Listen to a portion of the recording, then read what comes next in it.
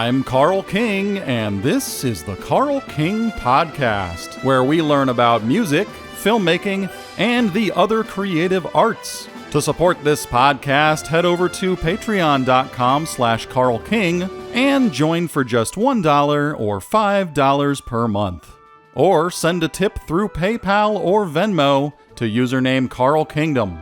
Special thank you to my Illusionist $51 level patrons, both Hank Howard III and Chew Bowed. Quick shout out to my music endorsements, Vienna Symphonic Library, Fractal Audio, Ernie Ball Strings, Toontrack, and Millennia Media. And now, let's get this episode beginned.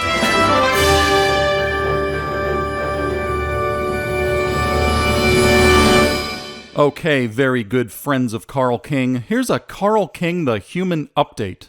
I'm over here recording this episode in Plosive Central, Studio B, which means I'm at home. My new video gear has arrived at Plosive Central Studio A, and I shot some tests this week. So far, it is looking good.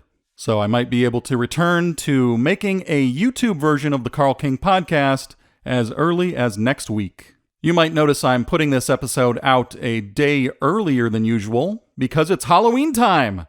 So happy Halloween, everybody.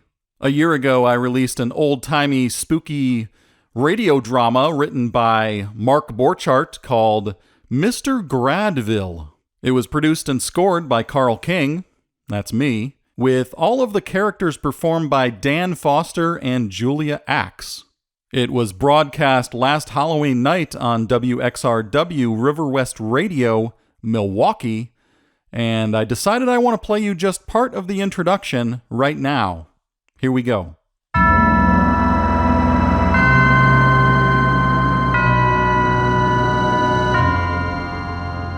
Good evening. Thank you, dear listeners, for joining us tonight. One hopes that you are within the cozy confines of a comfortable setting, as our foreboding narrative is about to unfold, soon to reveal a sinister labyrinth of ominous events. So sit back, close your eyes, and enjoy the chills that await you within this haunting tale, entitled Mr. Gradville. I will put a link to the full-length 53-minute program in the show notes. Second bit of news, a Reddit user named Gwendolyn Gristle responded to my Trevor Dunn interview with a question about the Mr. Bungle song Carry Stress in the Jaw.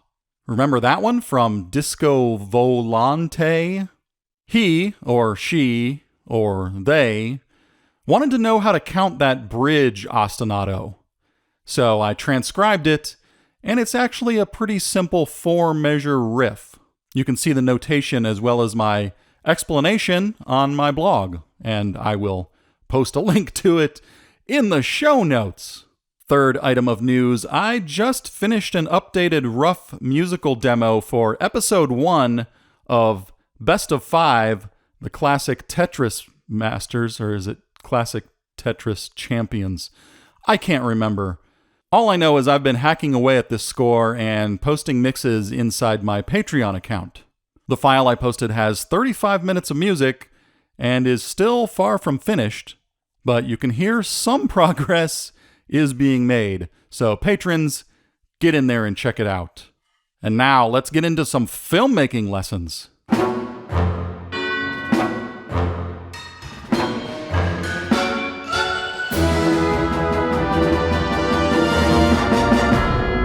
Up first, we have Barbarian from 2022. It's a long time ago. Screenwritten and directed by Zach Kreger, and starring Georgina Campbell. And some of you may already know that she graduated with a Bachelor of Arts in Film Studies. When I rented this film, I had no idea what to expect. Leanna Vamp invited me to a private screening of it a few weeks ago, but I could not go. The film begins with the protagonist, Georgina Campbell, arriving very late at night at an Airbnb. It's dark, It's raining, and she has no idea where she is.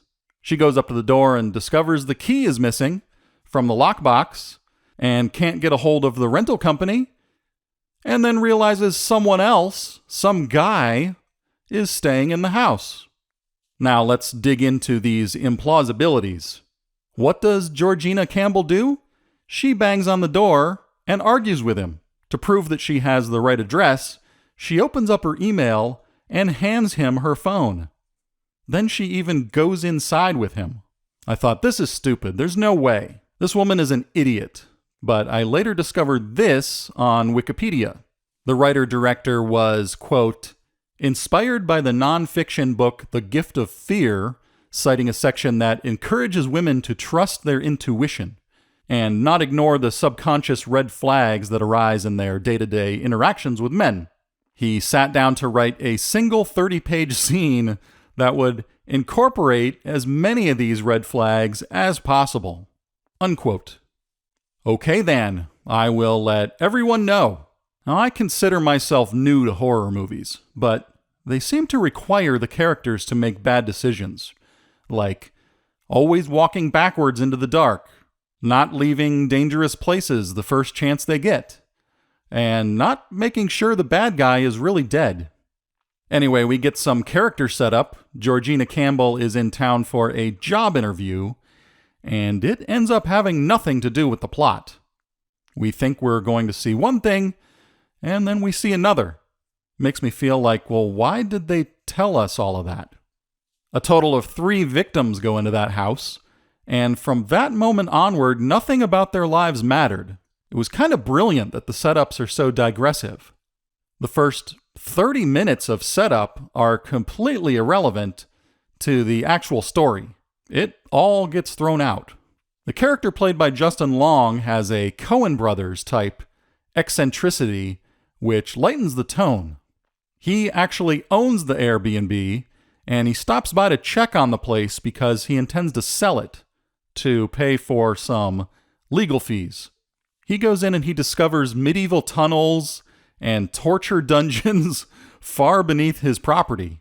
It doesn't faze him, and since he wants to sell the place, he gets the brilliant idea that he can claim all of that as square footage. So he's down there measuring every tunnel with a measuring tape, seeing dollar signs, and thrilled every time he finds a new room. And he totally ignores the blood-stained mattress and metal cages in the same way that the dude from The Big Lebowski only cares about his rug, or Walter only cares about bowling. Now, why is this movie called Barbarian? I think everybody who watches this movie will wonder that. I was thinking, was it because the mother is named Anne and she lived on Barbary Street, making her Barbary Ann? Or could it have come from scrambling up the letters of Airbnb? Well, the director claims it was just a placeholder title that stuck. Okay then, I will let everyone know. Folks, there are some wild dynamic arcs here. Brilliant sharp turns, like that shocking scene where the bad guy shows up and brutally kills someone. Wow. And then it just cuts to black for a bit. I thought the movie might suddenly be over. I was like, wait, is this a short film? And what the heck did I just see? It was so intense, I had to rewind it and watch it a couple of times. Unbelievable. After that long cut to black, it jumps into this islandy reggae type music with Justin Long driving a sports car down the PCH in Malibu. He's singing along poorly to a song by Donovan, and it's actually called Riki, Tiki, Tavi. I'll put a link in the show notes in case anyone wants to reenact that scene sometime. This was the most shocking and oddly shaped film I've seen since Titane. Yeah, remember that one where a girl gets pregnant from having sex with a car? Well, here's my takeaway / filmmaking lesson from Barbarian. Don't be afraid to crank up those dynamic contrasts and shifts in mood. Like Mr. Bungle, you can just jump from death metal to jazz and back. Just go to extremes, because those extremes will support each other. The lighthearted scenes make the scary scenes even more scary, and vice versa. So I gave Barbarian 5 out of 5 stars on Letterboxd and a little heart. Up next is Conventional, a short film from 2015. It's just 9 minutes long, screenwritten by and directed by and starring by Karen Gillan. She's an actor with a Catholic background. Now, I have to say, Conventional is actually daring and creative and funny. It's the story of a horror actress who now spends her time at small conventions catering to her intense fanboys. It seems that maybe she was only in one horror movie, and all of her followers cosplay as the murderer from that movie. So she ends up surrounded all day by creepy dudes with bad haircuts and axes. It's a good way to spend the weekend. My favorite detail is that she has these inflated plastic surgery type lips that are never addressed. It's entirely visual. No one ever says, "Hey, I notice you have big injected lips." It has nothing to do with the plot. It's just there, and you can't not notice it. It actually would have been a totally different feel without that absurd visual. The story goes to some dark places, showing what it's like to have been in the spotlight and then fallen into obscurity, but still craving all of that validation and attention. We get to see Karen Gillan's forced cheerfulness as she takes photos with her creepy fans.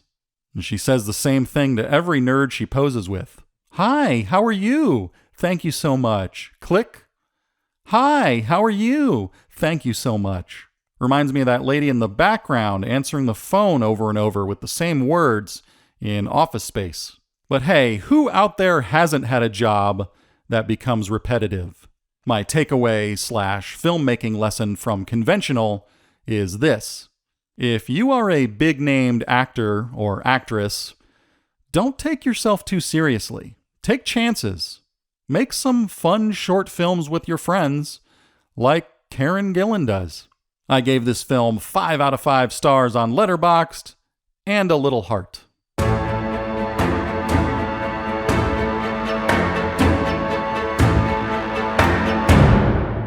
Up next, we've got a horror film called X.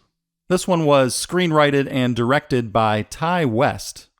He is a guy from Delaware. This film stars Mia Goth as 2 characters, both a sort of younger and older version of herself, the antagonist and the protagonist. I watched the entire movie and didn't even know until I saw the credits. And I'm still confused about how that works, if it's time travel or something, but that's okay. Let's talk about that opening shot. On first glance, I thought this was a 4:3 aspect ratio, but I realized that's because it's just framed by a doorway. It gives it a retro look like Wes Anderson's Grand Budapest Hotel. If you recall, that was the first film to ever be shot in the taller and better 16:12 aspect ratio. I have an article about that on my site, and I will post a link in the show notes. So now let's move on and look at that first line of dialogue. "Sheriff, you ought to come take a look at this." That is one of my least favorite cliche lines, right up there with, "We've got company." I don't know, they could have instead used a silent head gesture to indicate, "Come with me, let's go over here, I want to show you something." Because why not keep that tense silence going? It's such a quiet scene, why ruin it? They go into the basement and shine the flashlight on the wall, and the sheriff says, "My God." And it was a strong choice to not show what he is seeing. The filmmaker left it up to our imaginations. Good, good, good. Now, a couple of scenes later, we get an abrupt tonal shift to very lighthearted. It's daytime, and Mungo Jerry's In the Summertime is playing, with all that ch-ch-ch-ooh-ch-ch-ch-ooh. Yeah, everybody knows that song. We are told that the year is 1979, and our characters exit a strip club. And here we see one of the most truly horrific shots in this horror movie, those factories and the city in the background. It is a disgusting industrial nightmare. They get into a van, and it turns out that they are a small film crew. There's some fun and games, and then they stop at a gas station, but it begins with a close-up shot of a rooster. And I was thinking, wow, how did they get that rooster to stand there and then walk out of the shot with such perfect timing? At the end of the gas station scene, there's a transition to the next scene.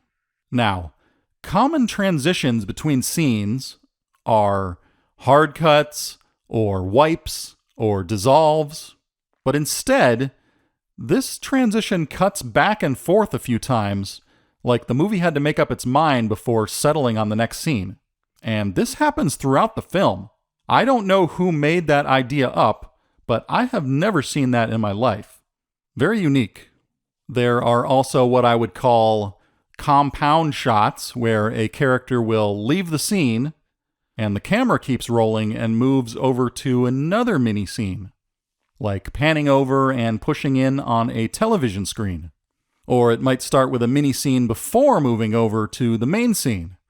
It gives the impression that the viewer kind of wandered into or out of it. Now, the premise of the story is this. The characters are shooting a porno movie out in the country.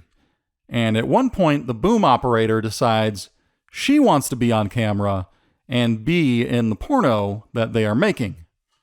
And her boyfriend, the director, objects to it with, "The story can't just suddenly change midway through." And she says, "Why?" And he responds, "Because it just isn't done." I thought, okay, is this what the filmmaker intends to do? Because there's not much time left in the movie to pull it off. Anyway, throughout there are drastic dynamic shifts. Like there's a scene with an old woman dancing to oldies music covered in blood.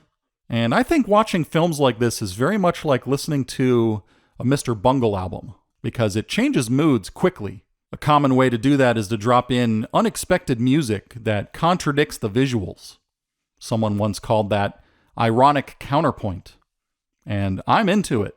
But then about 3/4 of the way through the movie, I guess because it's now nighttime, the killings start. The slashings, the shootings, the stabbings. So I tuned out and took a break, went and did something else. And it's not that gore in movies upsets me. It just feels like a waste of time. It's too predictable, like watching sports. I feel like the bad guy just lines them up and kills them all one by one. So maybe if the violence happened off screen, it would have been more powerful. But this movie actually shows it all up close and in full detail. It's a bunch of murders that have nothing to do with the setup of the story. Like, none of the backstory ever mattered. Is that good or bad? Well, sometimes it feels like the right thing, but to be honest, I enjoyed the movie a lot more before the horror began. By the way, this is another movie where a girl walks down into a dark basement. And guess what? Hey, I'm locked in. Same thing as in Barbarian. Oops. And in another scene, the porn star dude wakes up because his bedroom door creaks open. So he gets out of bed, naked, and walks out into the kitchen and drinks milk right out of the carton. Now, I don't remember the crew having milk with them in their van, so where did it come from? Maybe they got it at the convenience store? I don't know. But this scene was only the second thing that grossed me out in this horror movie. A naked porn star dude drinking out of the milk in the middle of the night. That's kind of rude and maybe even traumatic in my opinion. So then he turns and looks out the window and sees the old man outside in the dark with a flashlight. And he opens the door wide up and talks to him with his huge ding-dong flapping in the night breeze. He just stands there in the doorway proudly, legs apart, no attempt to cover himself. And then we get another one of those false triple cut transitions when Mia Goth is running to the truck. Does anyone out there know if this was the first film with that type of transition? send me a message, show@carlkingdom.com.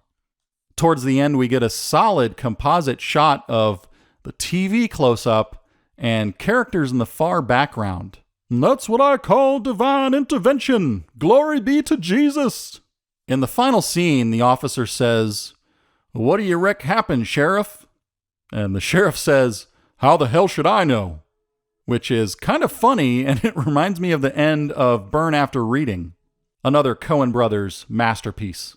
So my filmmaking lesson takeaway is related to cinematography. I think it's good to use those slow compound shots. Explore the scene and the location. You can start close up on an object, or like they did in this film, a rooster, and move out and then begin the main scene. You can wander back out of the scene at the end and move in on another detail. Because first of all, it's more creative. It adds atmosphere. And second, it'll help you avoid jump shots later in the editing because it gives you more material to play with. I'm giving this one 5 out of 5 stars on Letterboxd, even though if it were up to me, I would have cut out the last quarter of the film. And now, on to our feature segment.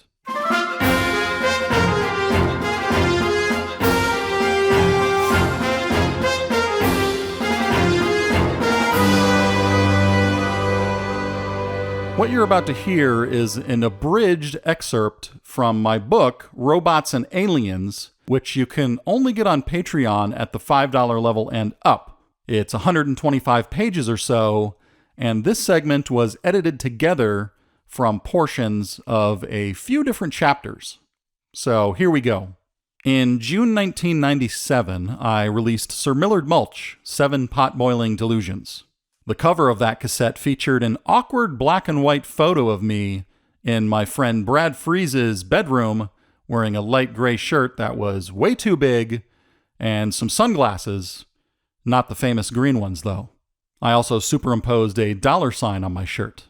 My thinking at the time was, this photo makes no sense and also makes me laugh. But it wasn't weird enough to be attention-getting, and it didn't convey anything about the music. I look back at that photo as a bad choice for cover art. About the title.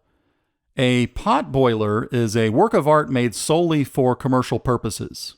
And since my music was instrumental prog rock with absurdist humor, the opposite of commercial, it felt like a proper ironic name. The cassette had, as you can guess, 7 tracks. Broccoli, Perfectly Square, also known as The Boy with the Perfectly Square Butthole, Grandpa Al versus the Hoth Wampa, The Definition of Banana, Who, 15 Interesting Things to Do with Tiny Chairs, and the outro track, Good Night. It was Pat McDonald on D-drums and me physically playing everything else, all of the guitar, bass, vocals, and keyboards. I ordered 100 tapes duplicated by Clarity Cassette in Maine, and I designed the packaging myself using, I think, Corel Draw at Max Graphics, the little print shop I worked at in Venice, Florida.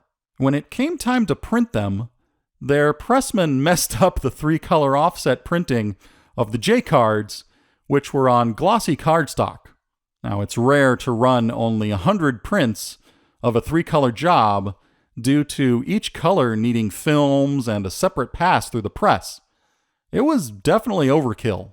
The fact that almost all of that short run was printed wrong is a testament to my lack of resources and Venice, Florida conspiring against me. I selected one print from that failed batch that looked kind of acceptable and resorted to running it through the Max Graphics color copier. Now, understand, I had to do all of that because there was no way to directly print from the multicolor computer file to the color copier on the far side of the room. PDFs existed, but were unheard of in small print shops at that time. And having an original cassette cover with any kind of color was a big deal. I was attempting to distinguish myself from black and white photocopied cassette covers. As far as getting it out there, I'm pretty sure I mailed out just 3 copies to important people. one to Trey Spruance of Mr. Bungle, one to the address in the liner notes of Steve Vai's Fire Garden CD, and one to Jello Biafra at Alternative Tentacles. And it's likely I sold a few for $7 each to some locals, but nothing worth remembering. I was surprised that the cassette actually got a couple of reviews in regional magazines like Jam and Ink 19. At some point, I also sent a copy of my tape to Devin Townsend, and he mentioned it in an online magazine as one of his current favorites. And later that year, I attended the Florida Drum Expo in Tampa, where I interrupted Mike Portnoy of Dream Theater on stage as he spoke to the audience to hand him my very important cassette. This was probably in front of thousands of people. And I never heard anything about it from him, but years later, he did buy one of my albums on CD Baby. The experience of making that tape was a high point in my life. I felt proud of myself, and I expected the world to feel the same. I thought that the music was so good that I feared how much it would blow up.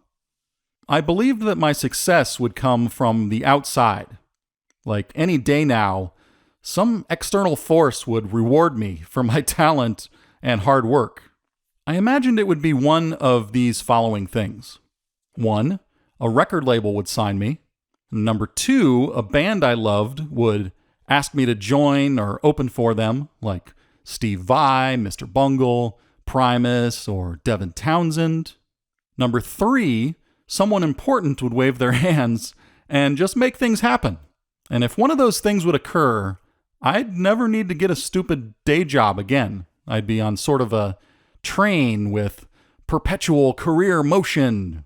This was all a very urgent matter, and when nothing immediately happened, I crashed into depression and felt like a failure. I really had no idea what to do next, because Pat McDonald had moved to Nashville, and I didn't know anyone else who could play my music. I had no band, and everyone told me the same thing.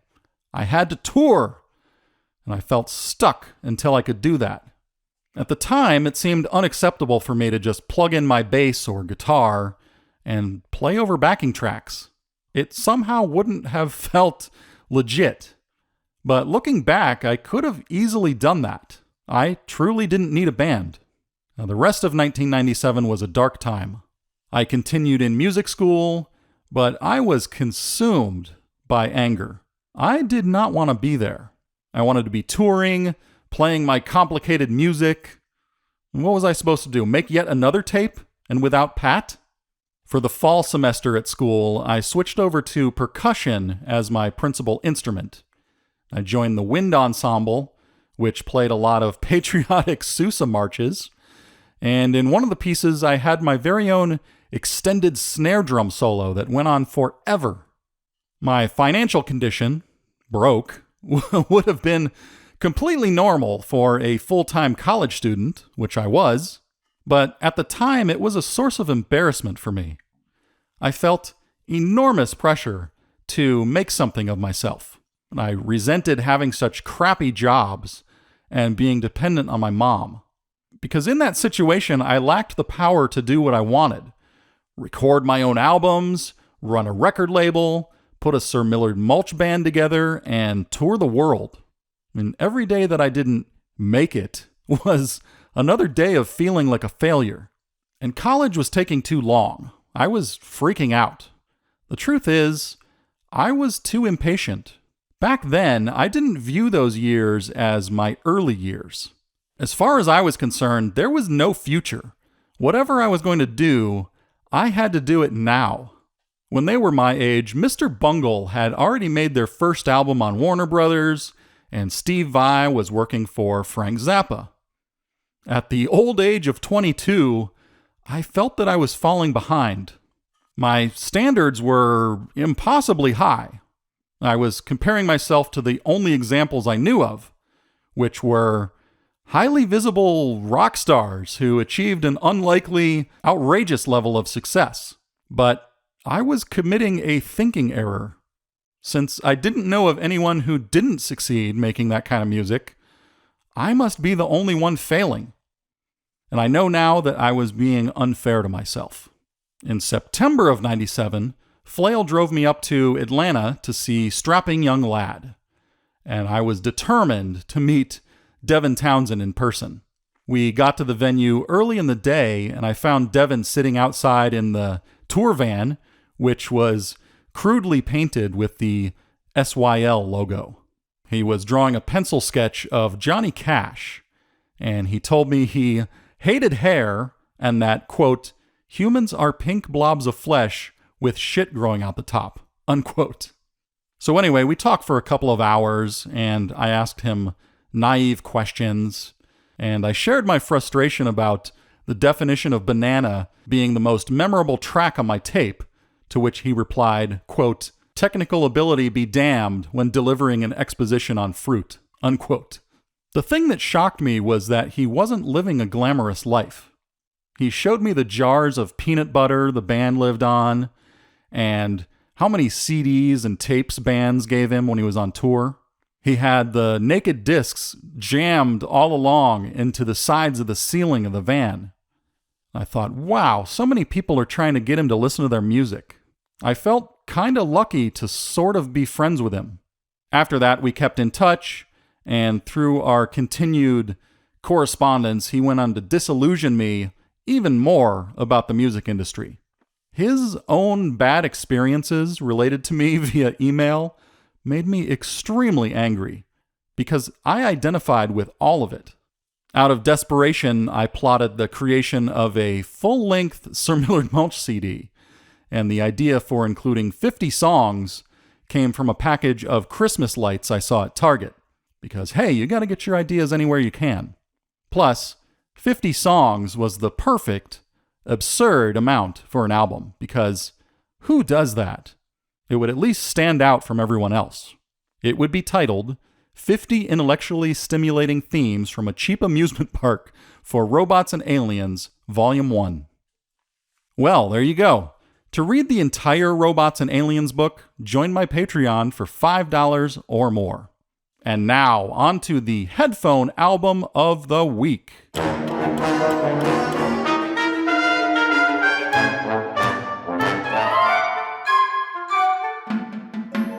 In my last episode, I interviewed Trevor Dunn.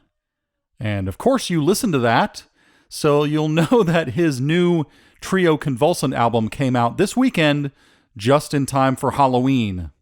And it is called Séances. The first E in the title has one of those little diacritical marks over it.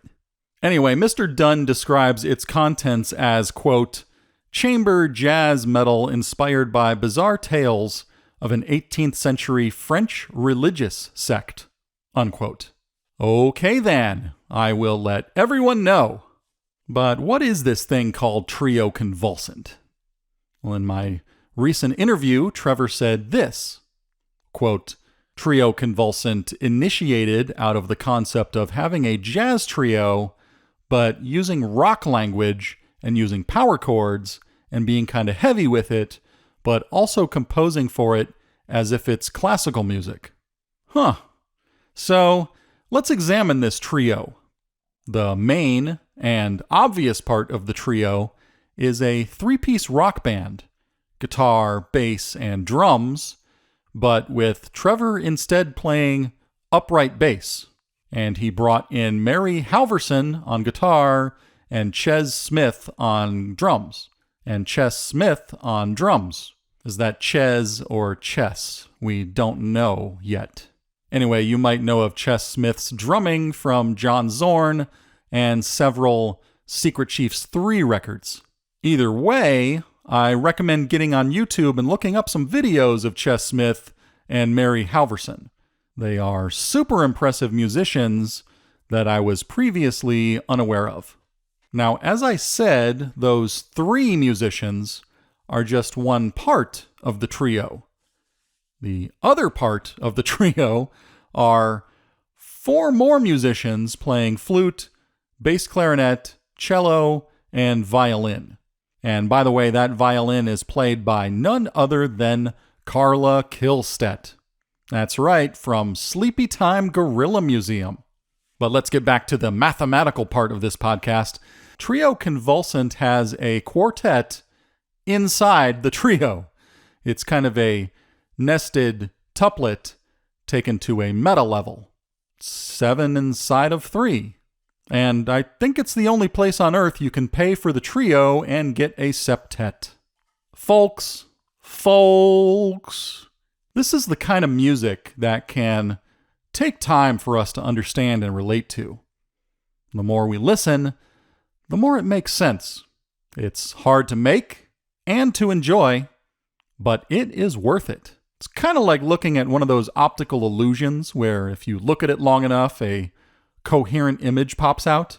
I've listened to the album probably 20 times in the past couple of weeks, and I feel like I'm just now starting to find my way through it. And if I squint my brain, only half paying attention, it sure does sound like Stravinsky.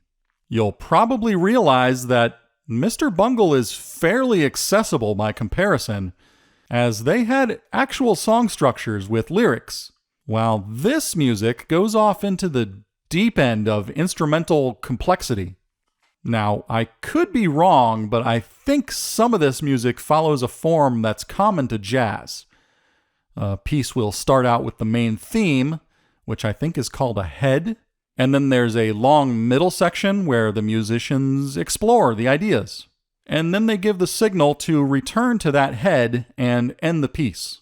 But the thing is, this music is so dissonant and complex, with so much counterpoint, I'm not entirely sure that's happening, and it's easy to get lost. So if you are one of those prog rock snobs who thinks an occasional bar of 7/8 is impressive, try making sense of Trio Convulsant. I ask all of the very good friends of Carl King to put on your headphones, turn off the lights, close your eyes, and listen to Séances. At this point, you can stream it anywhere, but it's even better if you buy it at Bandcamp, so the largest amount of cash will go straight to the artist. And as always, I will ask my team if they can place a hyperlink in the description. I mean, in the show notes.